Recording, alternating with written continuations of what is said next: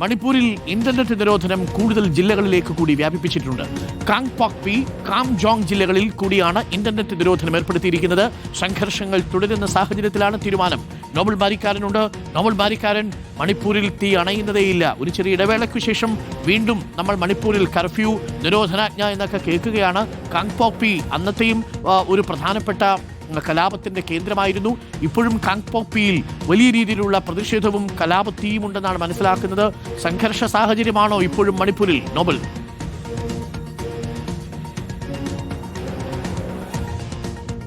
അരുൺ, മണിപ്പൂരിൽ ഇപ്പോഴും സംഘർഷ സാധ്യതയാണ് എന്താണെങ്കിലും ഉള്ളത്. കാരണം പ്രധാനമായും പലയിടത്തും സംഘർഷം, പ്രത്യേകിച്ച് കഴിഞ്ഞ ദിവസം ഉക്രൂൽ ജില്ലയിലാണ് കുക്കി നാഗ വിഭാഗങ്ങൾ തമ്മിൽ ഏറ്റുമുട്ടിയത്. അതിനു പിന്നാലെ വലിയ തരത്തിൽ കുക്കി വിഭാഗത്തിൽപ്പെട്ട ആളുകൾ സംഘടിക്കാൻ അടക്കം സമൂഹ മാധ്യമങ്ങളിൽ പ്രചരണം നടക്കുന്നു എന്നാണ് ഇപ്പോൾ ഇതുമായി ബന്ധപ്പെട്ടുകൊണ്ട് സുരക്ഷാ ഏജൻസികളും അതോടൊപ്പം തന്നെ രഹസ്യാന്വേഷണ വിഭാഗം അടക്കം കണ്ടെത്തുകയും ചെയ്ത് ഇന്നലെ തന്നെ ഉക്രൂൽ ജില്ലയിൽ ഇന്റർനെറ്റ് നിരോധനം 5 ദിവസത്തേക്ക് നീട്ടിയിരുന്നു. സമാനമായി ഇപ്പോൾ തന്നെ കാങ്പോക്പി അതോടൊപ്പം തന്നെ കാംജോങ് ജില്ലകളിൽ കൂടി ഇന്റർനെറ്റ് നിരോധനം ഏർപ്പെടുത്തിക്കൊണ്ടുള്ള തീരുമാനമാണ് സർക്കാർ എടുത്തിരിക്കുന്നത്. വാട്സ്ആപ്പ് അടക്കമുള്ള സമൂഹ മാധ്യമങ്ങൾ ഉപയോഗിച്ചുകൊണ്ട് ഒന്ന് വ്യാജ പ്രചരണം നടത്തുന്നു, അതോടൊപ്പം തന്നെ ആളുകൾ സംഘടിച്ചെത്തി അക്രമം നടത്താനുള്ള ആഹ്വാനം അടക്കം നടക്കുന്നു എന്നാണ് ഇപ്പോൾ വിവരമുള്ളത്.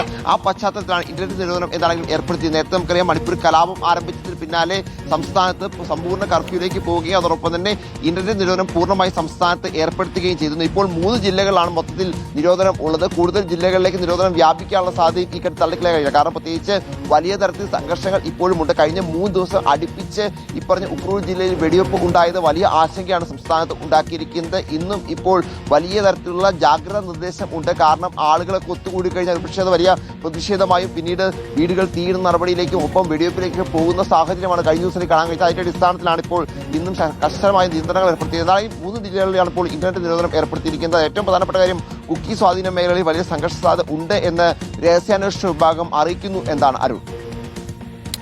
താങ്ക് യു നോബൽ ബാരിക്കാരനാണ് വിവരങ്ങൾ നൽകിയത്. Thank you Nobel.